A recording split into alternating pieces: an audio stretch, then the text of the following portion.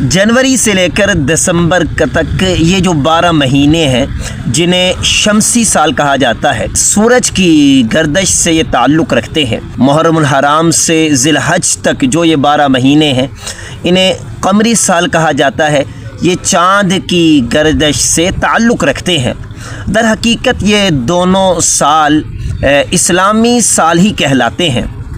तो इसलिए हमारा इस्लाम कितना प्यारा मज़हब है कि इस्लामी इबादात को अल्लाह ताला ने सूरज की गर्दश के साथ भी जोड़ रखा है और कमर यानी चाँद की गर्दश के साथ भी जोड़ रखा है। फॉर एग्ज़ाम्पल आप इसे यूँ दे सकते हैं कि महीनों और दिनों के एतबार से अगर देखा जाए तो आपको चाँद की गर्दश के एतबार से नज़र आएगा कि चाँद बताएगा ये कौन सा महीना है और ये कौन सा दिन है। अलबत्ता उन इबादात के औक़ात का तयन सूरज की गर्दश के साथ जोड़ा हुआ है कि सूरज ही के ज़रिए हमें मालूम होता है कि अभी नमाज का वक्त हुआ या नहीं हुआ, अभी रोज़ा रखना है, अभी रोज़ा बंद करना है।